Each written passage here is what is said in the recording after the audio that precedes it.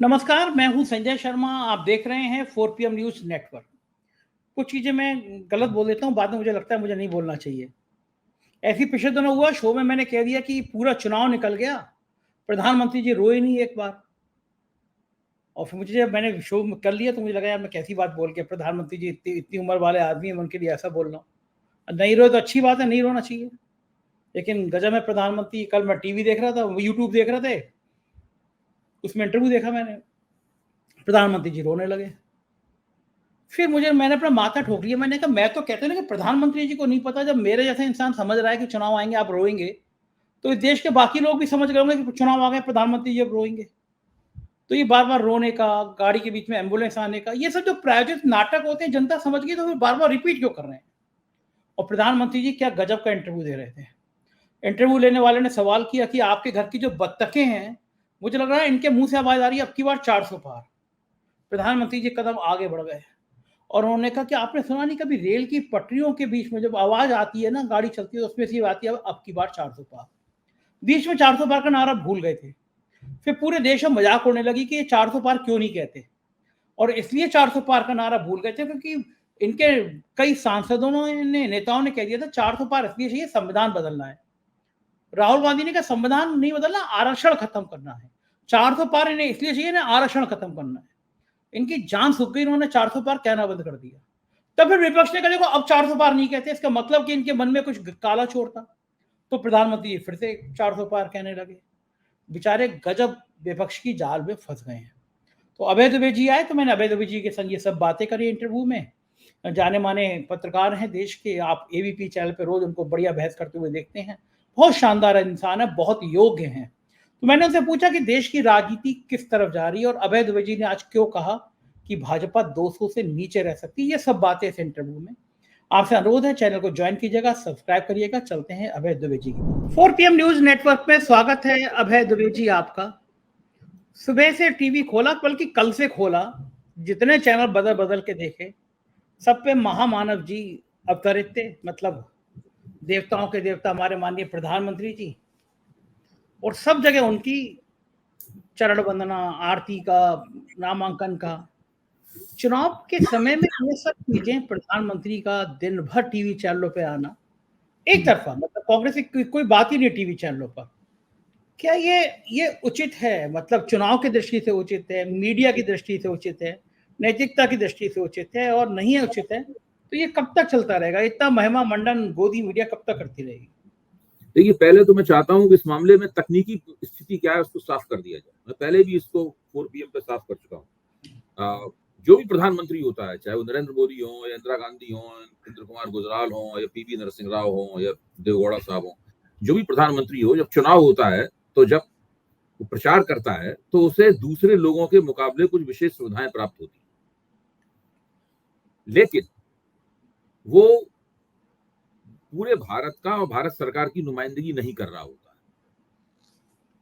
वो nation building के लिए भी कोई प्रोजेक्ट नहीं चला रहा होता है।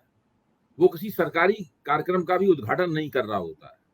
वो मुख्य तौर पर अपनी पार्टी का उम्मीदवार होता है या अपनी पार्टी का सर्व प्रमुख प्रचारक होता है, जो कि नरेंद्र मोदी हैं। नरेंद्र मोदी को केवल एक ही विशेष सुविधा प्राप्त है कि प्रधानमंत्री के तौर पर उनके सुरक्षा बंदोबस्त अलग से होते हैं, जो किसी और के नहीं होते। और वो सही बात भी है। अगर प्रधानमंत्री को कुछ हो गया तो पूरे देश को नुकसान होगा और उसका परिणाम बहुत ही खराब, कितना भी खराब निकल सकता है, इसकी हम लोग अभी कल्पना भी नहीं कर सकते। तो उनकी सुरक्षा का बंदोबस्त पूरा होना चाहिए।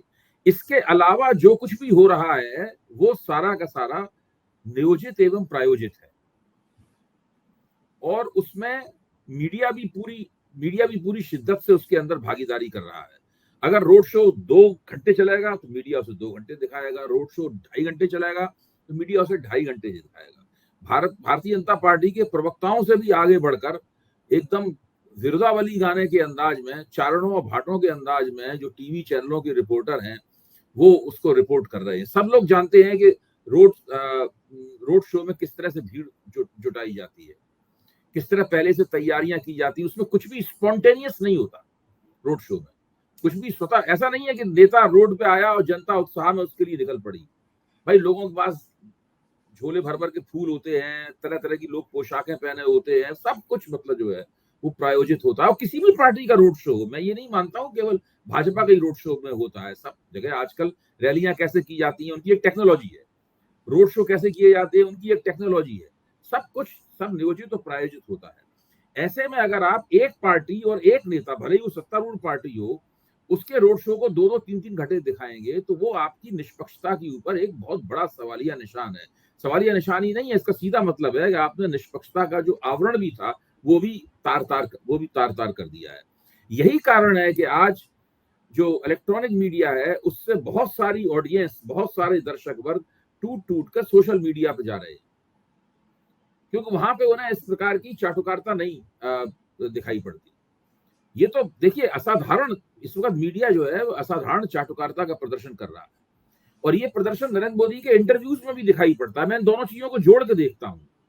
इंटरव्यू में देखिए, बड़े बड़े संपादकों ने, बड़े बड़े पत्रकारों ने, चैनल के एंकरों ने, ANI वालों ने, जिसने भी नरेंद्र मोदी के इंटरव्यू लिए हैं, एक सवाल मैं समझता हूँ यही वो सवाल है जो बुनियादी पैमाना है। नरेंद्र मोदी किसी ने नहीं पूछा कि राजस्थान में बांसवाड़ा की मीटिंग में आपने हेट स्पीच क्यों दी। नरेंद्र मोदी को पूरा मौका है इस सवाल का खंडन करने का। सवाल को ऐसे ही पूछा जा सकता है कि भाई आपके खिलाफ चुनाव आयोग में शिकायत की गई है कि आपने हेट स्पीच दी, इस रूप में भी पूछ सकते हैं। आखिरकार शिकायत तो की है, प्रमुख विपक्षी दल ने शिकायत की है, और चुनाव आयोग ने भारतीय जनता पार्टी के अध्यक्ष को नोटिस भी भेज रखा है कि आप इसका जवाब दीजिए। तो मैं ये कह रहा हूं कि जब शिकायत रिकॉर्ड पर है और चुनाव आयोग का भेजा गया नोटिस रिकॉर्ड पर है, उसके बावजूद भी पत्रकार सवाल पूछने की हिम्मत नहीं कर रहा है। आप सोचिए, सत्ता के प्रकोप से कितना दबा हुआ है, कितना त्रस्त और संत्रस्त है पत्रकार। और फिर वही एक तरफ तो आप ये सवाल नहीं पूछ रहे हैं जो पूछना आपकी बुनियादी जिम्मेदारी में जाता है। पत्रकारिता के जो बुनियादी उसूल हैं, उन उसूलों के तहत आपको ये सवाल पूछना चाहिए। अगर थोड़ा बहुत उसमें जोखिम है तो जोखिम भी उठाना चाहिए। जो जोखिम नहीं उठा सकता वो पत्रकार किस बात का, वो घर पे बैठे क्लर्क की नौकरी करे सरकार में, डॉक्टर बन जाए, इंजीनियर बन जाए, पत्रकार से भी ज्यादा पैसे कमाए। ठीक बात है कि नहीं। अब दूसरी तरफ आइए, आप ये जो रोड शो वगैरह दिखाए जाते हैं, इनका क्या मतलब है भाई रोड शो दिखाने का। प्रधानमंत्री रोड शो किया तो उसका एक क्लिप दिखाया जा सकता है भाई, इलेक्ट्रॉनिक मीडिया है, कोई विजुअल तो दिखाएगा उसका। आज प्रधानमंत्री ने बनारस में एक बहुत ही लंबा और प्रभावशाली रोड शो किया। रोड शो 6 किलोमीटर से ज्यादा लंबा था, और ऐसा ही रोड शो उन्होंने 2019 में और 2014 में किया था। कल उन्हें नामांकन दर्ज करना है। इस प्रकार की एक खबर, थोड़ा प्रधानमंत्री का रोड शो था, तो आप थोड़ा दूसरी खबरों में समय देते हैं, उसमें थोड़ा डेढ़ा दूना समय दे दीजिए उसको। थोड़ा रोड शो को एक बार कैमरा पूरा दिखा दे ऐसे ही सपाटे के साथ में। इससे ज्यादा रोड शो दिखाना चुनाव के दौरान, ये प्रधानमंत्री के तौर पर रोड शो नहीं है, ये भारतीय जनता पार्टी के प्रमुख प्रचारक और उम्मीदवार के तौर पर रोड शो। इसलिए प्रधानमंत्री वाला महत्व नहीं मिलना चाहिए किसी भी कीमत पर। लेकिन इसके लोग ये मानते हैं कि प्रधानमंत्री हैं, थे और रहेंगे, ये मान के पूरा काम किया रहेंगे वाला बहुत ज्यादा होता है कि रहेंगे, ये बिल्कुल ये थे, ये इस तरह की स्थिति बनी हुई है। अच्छा, अब ये लोग पत्रकार लोग, जब मैंने कई बार कैमरे पे तो ये सवाल उठाने नहीं दिया जाता, लेकिन वैसे मैंने निजी तौर पे पूछा है कि भाई ये सब क्यों कर रहे हैं आप लोग। तो मुझे ये बताया गया है कि प्रधानमंत्री को जब दिखाया जाता है टीवी के ऊपर तो टीआरपी बहुत आती है। मैंने कहा I don't by this TRP argument, मैं ये टीआरपी वाला तर्क जो है ये स्वीकार करने के लिए तैयार नहीं। टीआरपी तो भूत प्रेतों से भी एक जमाने में आती थी बहुत, तो उसका कितना विरोध हुआ। आखिरकार में भूत प्रेत और जिन और काला टोना, काला जादू वगैरह दिखाना बंद कर दिया गया, और इसकी कोई गारंटी नहीं है। टीआरपी का मामला पूरी तरीके से फर्जी है। यही कारण है कि आज तक किसी के पास ऐसा कोई प्रामाणिक पैमाना नहीं है जो ये बता सके कि जो टीवी के ऊपर, कमर्शियल टीवी के ऊपर इलेक्ट्रॉनिक मीडियम में जो शो दिखाया जा रहा है, उस शो को दरअसल कितने लोग देख रहे हैं और उसकी लोकप्रियता सही क्या है। जैसे कि जब यूट्यूब पे कोई चीज दिखाई जाती है, उसकी लोकप्रियता क्या है, एक सेकंड की हम लोग मॉनिटरिंग कर सकते हैं। कितने सेकंड में कितने लोग देख रहे हैं, कितने लोगों ने कितने सेकंड देखा, कितने मिनट देखा, किसने आधा शो देखा, किसने पूरा शो देखा, सब हमें पता है। सबका हम ग्राफ देख सकते हैं, कब ऊपर जा रहा है, कब नीचे जा रहा है, कब अचानक बहुत ज्यादा कम हो गया ऑडियंस, फिर अचानक ऑडियंस उछल गया, इस सारा का सारा हमें पता है। सब ऑन रिकॉर्ड है पूरा का पूरा, इसमें किसी किस्म की कोई गड़बड़ी हो ही नहीं सकती है। इस प्रकार का कोई नापजोक, इस प्रकार का कोई मानदंड वो इस कमर्शियल चैनलों के पास है ही नहीं। इसलिए ये लोग एक इस तरह का जो अविश्वसनीय किस्म का तर्क देते हैं कि चूंकि प्रधानमंत्री की टीआरपी बहुत आती है, इसलिए दरअसल टीआरपी नहीं, पूरा मामला सत्ता का है, पूरा मामला सत्ता का है, इसलिए सब दिखाया जा रहा है। लेकिन मैं इस साथ में एक बात ये भी कहूंगा कि कुछ पिछले कुछ दिनों से बहुत सारे टीवी चैनल, कई टीवी चैनल मैं गिना सकता हूं यहां बैठकर, काफी कुछ भारतीय जनता पार्टी ने जो तमाम सारी लफाजी की है और बहुत सारे तिकड़मे और हथकंडे अपनाए हैं, इनका बहुत से टीवी चैनलों ने भंडाफोड़ भी किया है। एनडीटीवी, इसके मालिक अदानी है, गौतम अदानी है। एनडीटीवी ने संदेश खाली मामले का भंडाफोड़ करने में प्रमुख भूमिका का निर्वाह किया। ममता बनर्जी ने जो वीडियो वगैरह जारी किए थे, उन वीडियो पर जितना ज्यादा एनडीटीवी ने दिखाया है उतना और किसी ने नहीं दिखाया है। जैसे टीवी 9 ने राजस्थान में किस तरह भाजपा की वाट लगी हुई है और राजस्थान में भाजपा पिछला चुनाव प्रदर्शन नहीं दोहरा सकती, इसके बारे में टीवी 9 ने जितना दिखाया है उतना और दूसरे कमर्शियल चैनल्स ने नहीं दिखाया है।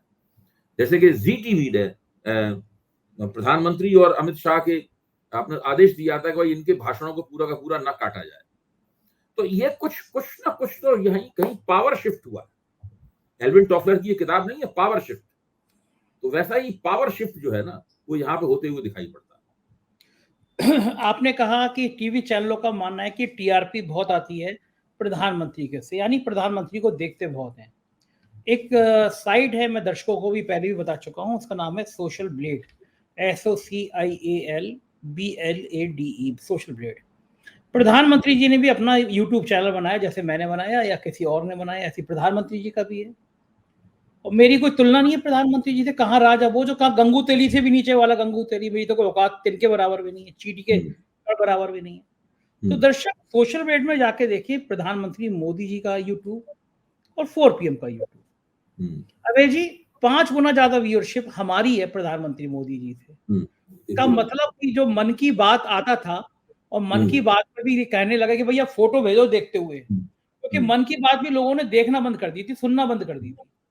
तो टीआरपी के मामले में इनको समझ नहीं आ रहा चैनल वालों को, प्रधानमंत्री का इतना चेहरा दिखाया गया है, इतना चेहरा दिखाया गया है, वैक्सीन पे फोटो, पेट्रोल पंप पे फोटो, राशन के थैले पे फोटो, खाद के कट्टे पे फोटो, लोग प्रधानमंत्री का चेहरा देख देख के ऊब गए हैं। ये इनको समझ नहीं आ रहा, भक्त भी नहीं देख रहे हैं अब तो।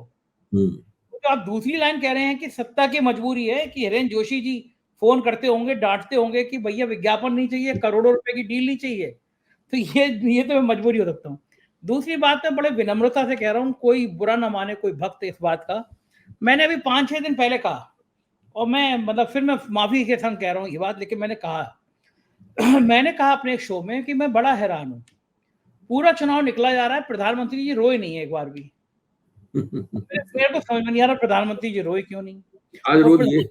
प्रधानमंत्री जी ने मन का मेरे भाव रख लिए, मेरी इज्जत रख ली, कल प्रधानमंत्री जी एक इंटरव्यू में रोने लगे।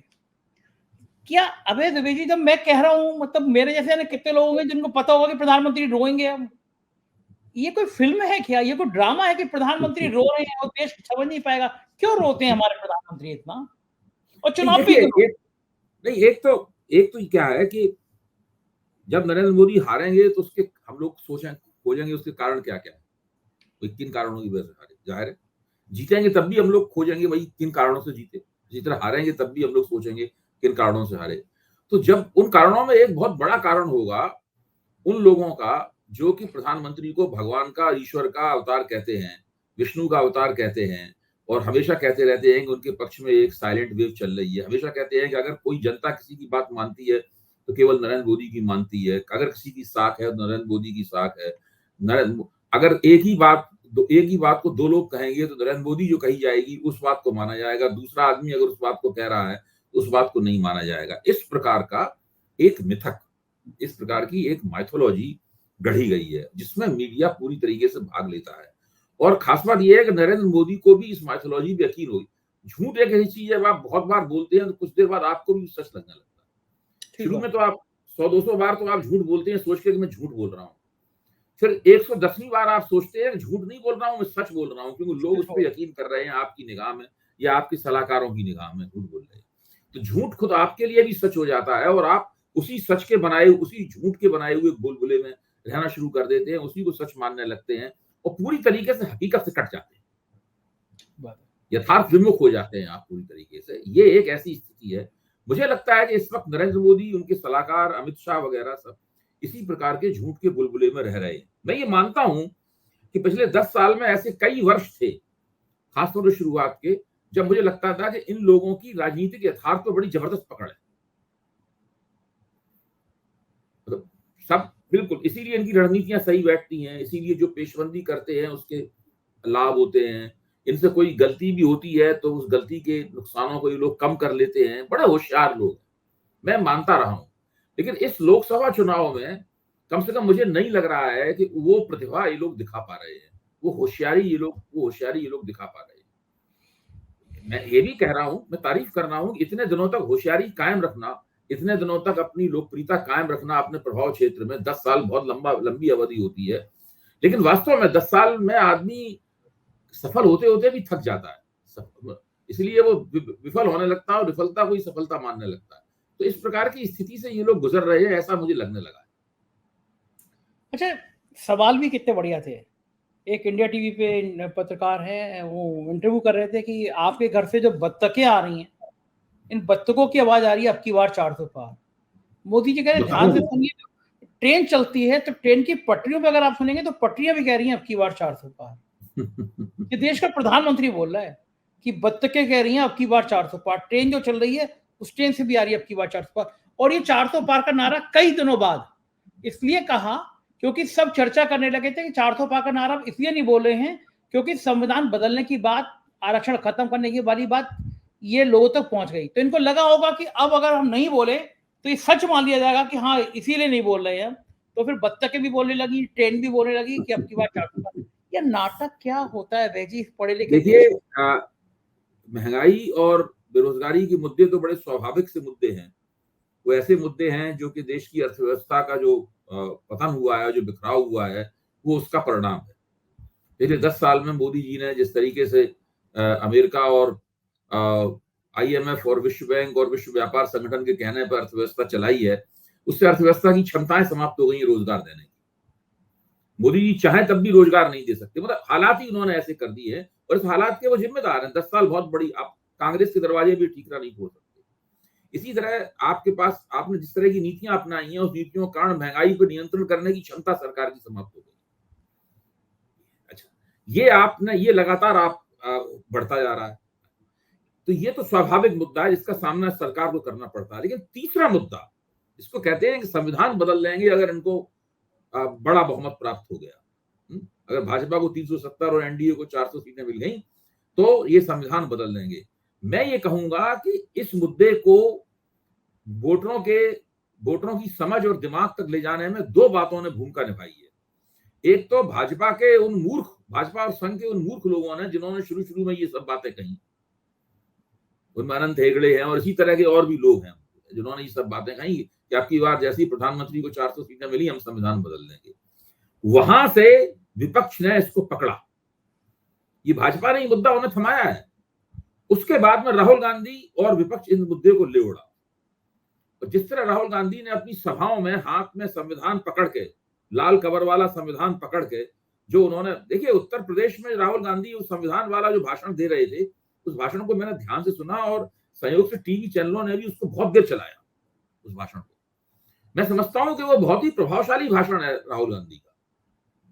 इतना प्रभावशाली भाषण देते हुए मैंने उन्हें सुना नहीं है पहले। वो उनका स्टेमिना, थोड़ा जल्दी से भाषण खत्म कर देते थे, लेकिन वहां वो बंदा लगातार बिल्कुल सही तरीके से, फर्स्ट क्लास, जवान साफ है और धारा प्रवाह रूप से बोल रहा है। इसी तरीके से मुरैना में जो भाषण दिया था इन्होंने, प्रियंका गांधी ने, वो भी बड़ा लाजवाब भाषण था। ये दोनों भाषण बताते हैं कि कांग्रेस कहीं ना कहीं उछाल पर है। उछाल कितना ऊंचा जाएगा 4 को पता चलेगा, लेकिन कहीं ना कहीं उछाल पर है। तो वो जो संविधान की किताब दिखा के जो बोला है, वो बात जंगल में आग की तरह फैल गई है। आज मैं अपने राजस्थान के एक अपने पुराने वरिष्ठ पत्रकार मित्र से बात कर रहा था और मुझे राजस्थान के बारे में उनकी राय काफी पसंद है। जब भी मैंने उनसे राय ली है वही हुआ है जो उन्होंने कहा है। कभी हुआ ही नहीं। विधानसभा चुनाव में भी जब सब लोग कह रहे थे कि कांग्रेस वहां जीत सकती है, तो उन्होंने मुझसे कहा था कि नहीं, कांग्रेस हार जाएगी, अच्छा चुनाव लड़ेगी लेकिन हार जाएगी। वो हुआ भी। तो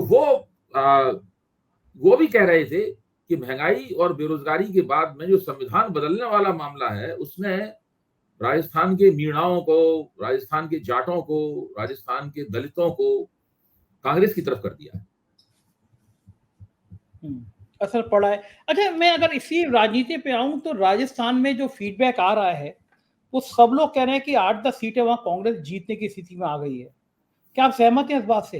देखिए, राजस्थान में चुनाव खत्म हो चुका है और अब सब लोग आराम से उसका विश्लेषण कर सकते हैं। अभी बहुत दिन है पड़े हुए विश्लेषण करने के। मुझे लगता नहीं है कि वहां पे सब लोग कह रहे हैं कि 9 सीट कम से कम कांग्रेस जीत सकती है, 9 सीट। और मैं तो 9 कह रहा हूं, अगर 5 भी जीत गई तो बहुत बड़ी बात है। सही बात है। बहुत बड़ी घटना है होगी ये। और जब मैंने पूछा कि इसका क्या कारण है भाई, एक अचानक वहां पर अभी लोकसभा विधानसभा का चुनाव हारा है, ऐसा क्या हो गया जिसकी वजह से इतनी सीटें कांग्रेस जीतते हुए दिख रही है लोगों को। तो मुझे बताया गया कि जब से राहुल कसबा का बीजेपी ने टिकट काटा चूरू से, तो उसके बाद वो कांग्रेस में चला गया। उस राहुल कसबा का टिकट काटा तो उसको लोगों ने कहा कि कांग्रेसी नेताओं से कहा कि भाई, पहले कांग्रेस काफी ढीली थी राजस्थान, बहुत ढीली। तो जब कहा कि भाई ये टिकट काटा, तो कांग्रेसियों ने रातों रात उनको कांग्रेस में शामिल करके उनको टिकट दे दिया। वहीं से पूरा सीन बदलना शुरू हुआ राहुल कसबा के कांग्रेस में शामिल होने से। एक तो वो जाट हैं और जाट पहले से विधानसभा चुनाव में कांग्रेस के प्रति हमदर्दी दिखा चुके थे अपनी। नतीजा क्या निकला? नतीजा ये निकला कि जाट समाज, मीणा समाज, राजस्थान का दलित समाज, राजस्थान के मुसलमान और राजपूतों का एक हिस्सा, ये सब कांग्रेस के पक्ष में चले गए। और जब इतना बड़ा समर्थन कांग्रेस की तरफ गया है, तो फिर जाहिर है भाजपा को नुकसान तो होना ही है। अब इसमें तरह तरह की राय है। कोई कहता है 4 सीट कांग्रेस जीतेगी, कोई कहता है 5 सीट कांग्रेस जीतेगी, कोई कह रहा है 9 सीट कांग्रेस जीतेगी। 9 तक का तो मैंने बहुत से गंभीर समीक्षकों से सुना है कि 9 सीट कांग्रेस जीत सकती है। बड़ा है ना, मैं बड़ा ताज्जुब में था गुजरात को लेकर। गुजरात में मेरे स्थानीय संपादक है मयूर जानी, उन्होंने कहा कि 6-7 सीटें बिल्कुल फंसी हुई हैं, 2 सीटें कांग्रेस जीत जाएगी। अगर ये 6-7 सीटें फंसी हुई है, फंसी हुई जो शब्द है, अगर ये गुजरात में भी सामने आ रहा है जहां एक तरफा बीजेपी रहती थी, अगर वहां भी फंसी आ रहा है मामला, तो इसका मतलब क्या, इसको देश का मूड मान लेंगे आप? देखिए, गुजरात में अगर कांग्रेस 2 सीटें जीतती है, राजस्थान में अगर कांग्रेस 5 सीटें जीतती है और 1 सीट हनुमान बेनीवाल जीतते हैं और 1 सीट जो कांग्रेस के जो दूसरे जो गठजोड़ पार्टनर हैं वो जीतते हैं, इस तरीके से अगर 7 सीटें भारतीय जनता पार्टी हारती है, तो मैं ये मानता हूं कि फिर भारतीय जनता पार्टी 200 से नीचे जाएगी। 200 से क्योंकि नीचे? ये सब, हाँ, ये सब जो गुजरात में ये सब जो है वो वहीं तक सीमित रहने वाला नहीं है। अच्छा, अगर 200 से नीचे कल्पना करें कि बीजेपी जाती है, तो क्या प्रधानमंत्री जी नरेंद्र मोदी नेता प्रतिपक्ष रहना रिटायर्ड पसंद? हट, जैसे क्रिकेट में होता है ना, बाउंसर लगी, रिटायर्ड हट, पेवेलियन में बैठ के इलाज करा रहे। क्या करेंगे? होंगे नेता क्रिकेट में कहते प्रतिपक्ष? हैं रिटायर्ड हट, बाउंसर लगी तो गए गया आदमी पेवेलियन में बैठ के इलाज कराएगा। तो पेवेलियन मतलब राजनीति आप खत्म, राजनीति खत्म। बिल्कुल राजनीति खत्म। उसके बाद जब जाएंगे भाजपा कार्यालय में कार्यकर्ताओं को संबोधित करने, तो वहीं उनसे सवाल जवाब होगी। तो देखिए, जब तक आपके पास सत्ता है तब तक उगते सूरज को सब लोग प्रणाम करते हैं, उगते और उगे हुए सूरज को प्रणाम करते हैं। उसके बाद खेल खत्म, कौन पूछता है। अभय जी सोचिए, मेरी जिंदगी में भी कुछ तनाव होंगे, आपकी जिंदगी में भी तनाव होंगे, लेकिन जो मोदी की जिंदगी में इस समय तनाव होंगे, वो हम लोगों के तनाव से हजार नहीं लाख गुना बड़े होंगे। उनकी मन स्थिति क्या हो रही होगी कि उनको लग रहा होगा कि सत्ता फिसल सकती है मेरे हाथ से। ये डर, ये खौफ क्या उनको सोने दे रहा होगा? हाँ, नहीं, ये तो खैर सभी नेताओं के साथ होता है और मोदी जी के साथ ही कोई नहीं, नेता, दूसरे लेकिन नेता कोई भी। नेता इतना ज्यादा लाइन नहीं खींचता ना। इन्होंने तो इतनी लंबी लाइन खींच दी ना, सबको जेल भेजो, सबको ये करो, सबको वो करो, कि कोई भी हर हाँ, नेता। इस बार इन्होंने जो किया है वो भी उनके खिलाफ जा रहा है बहुत ज्यादा। देखिए, नरेंद्र मोदी को ये समझना चाहिए था कि उनको जो बहुमत प्राप्त हुआ है, उस बहुमत का किरदार क्या है।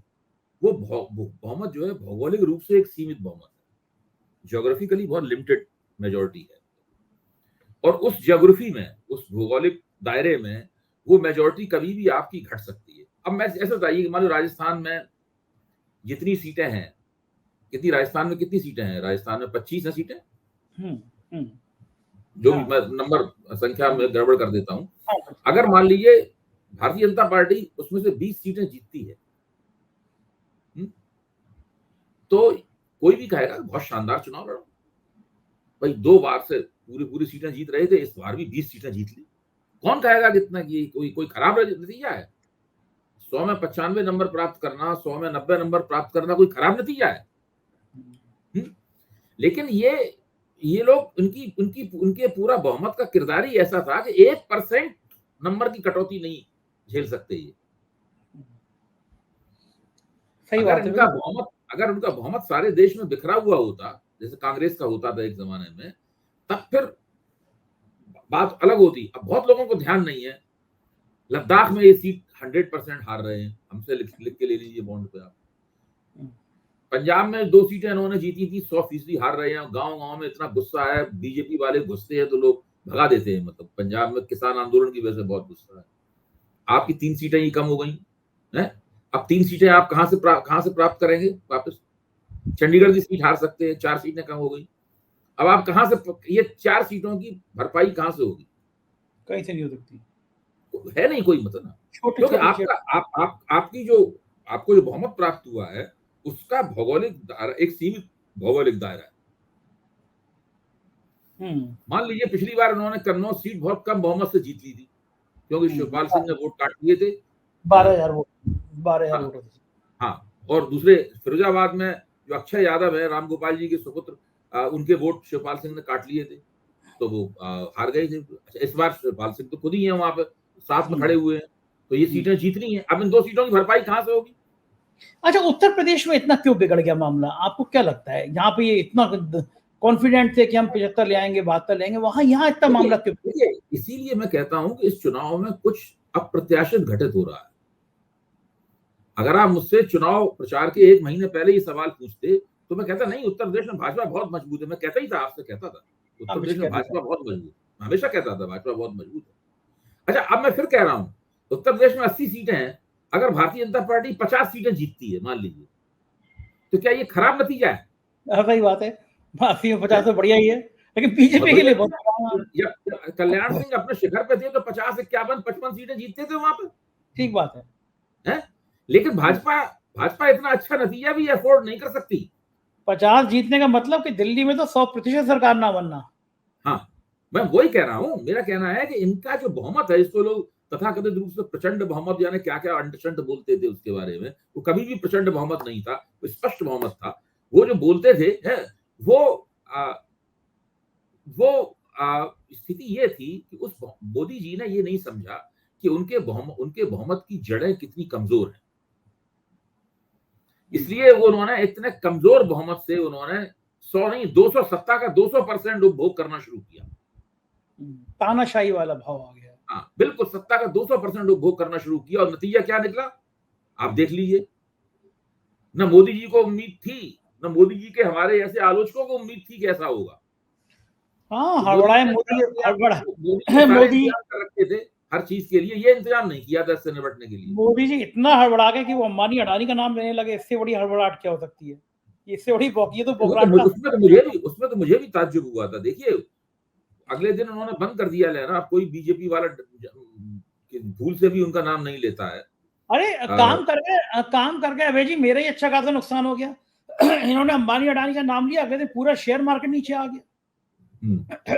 2 दिन में हजारों करोड़ बिकवाली हो गई, और शेयर मार्केट लगातार गिर रहा है। विदेशी निवेशकों ने पैसे निकालने यहाँ से पैसा जो है चीन शिफ्ट हो रहा है। हाँ, पैसा यहाँ से निकलना शुरू हो गया कि चीन जा रहा है पैसा, चीन जा रहा है कि अपने ही आदमियों पे ये कटवा दे रहे हैं। मतलब देखिए, ये सब अब ज्यादा कुछ कहना ठीक नहीं है, इसलिए ठीक नहीं है क्योंकि बड़ी बात नहीं बोलना चाहिए। हम लोग मोदी जी की तरह नहीं है कि हम बड़ी बड़ी बातें बोलें, लफाजी करें, ये बात नहीं बोलना चाहिए। लेकिन देश की राजनीति जो है वो परिवर्तन की तरफ जा रही है, ये तो मैं जरूर बोलूंगा। बिल्कुल ठीक कह रहे हैं, ये लगने भी लगा है कि देश की राजनीति परिवर्तन की तरफ जा रही है। बहुत बहुत शुक्रिया अभय जी, आपसे बात करके एक नई ऊर्जा मिलती है और नए विचार मिलते हैं। धन्यवाद, आभार। तो ये थे अभय दुबे जी, और आज मजे मजे में हम लोगों ने बहुत सारी गूढ़ बातें करी, रहस्य वाली बातें करी, आपको समझाया कि क्या करती है मीडिया। मुझको यकीन है ये चर्चा आपको पसंद आई होगी। अपनी राय से अवगत कराइएगा, चैनल को ज्वाइन और सब्सक्राइब करिएगा। शुक्रिया, थैंक यू।